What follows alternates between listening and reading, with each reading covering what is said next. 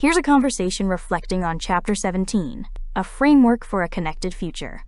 We're jumping straight into the deep end today. We're looking at Chapter 17 of the text, The Lens That Changes Everything. Yeah, and it's a big one. It really is.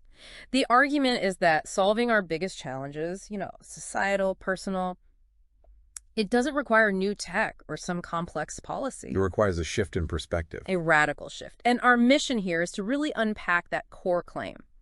That lasting change only begins when connection is the starting point, fundamentally. It makes me think of that old Proust quote, the real voyage of discovery consists not in seeking new landscapes, but in having new eyes. That's perfect for this. And this chapter suggests that trying to fix problems in isolation like burnout over here or political polarization over there is always going to fail.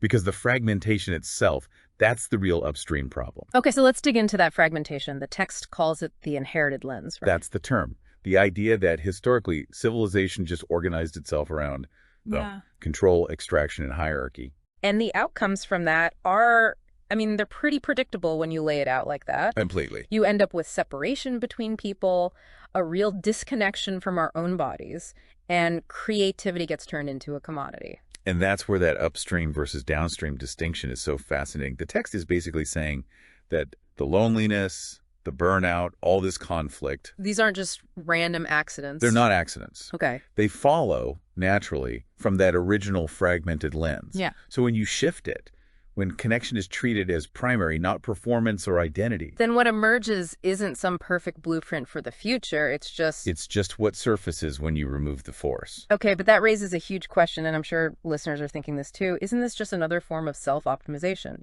Find your coherence, another box to check. That's the danger, and it's a great question. But the framework is really clear that it's defined by what it doesn't require. And that would be conformity. Exactly. It says coherence isn't something you chase. It just emerges when the pressure eases and your attention can widen. It's like realizing the whole team is struggling, not just your spreadsheet. And the text says this changes how we see creativity, too. It stops being this obligation, this identity you have to perform, or, God forbid, monetize. That pressure vanishes. It becomes, and I love this phrase, a natural trace of meaning moving outward. I like that. Even our physical life sort of re-enters the picture without being another project. Yes. We stop treating the body like a machine we have to master or optimize. So these patterns, coherence, creativity, physical life, they're not steps to follow. Not at all. They influence each other just by being near each other. They form a field of interaction. So what breaks that field? What erodes it? Yeah. The writer's very explicit here. It's the reintroduction of control. And here's the insidious part. It usually comes back disguised as something positive. Like care or belonging. Or even improvement.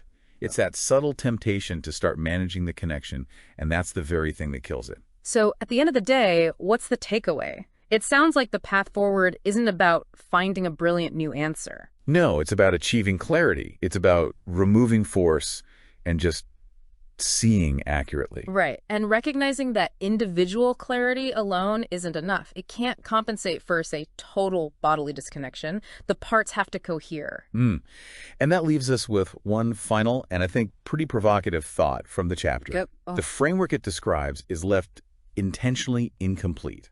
On purpose. Why? Because to complete it would mean someone has to claim authority over meaning. And this whole approach resists owning connection itself.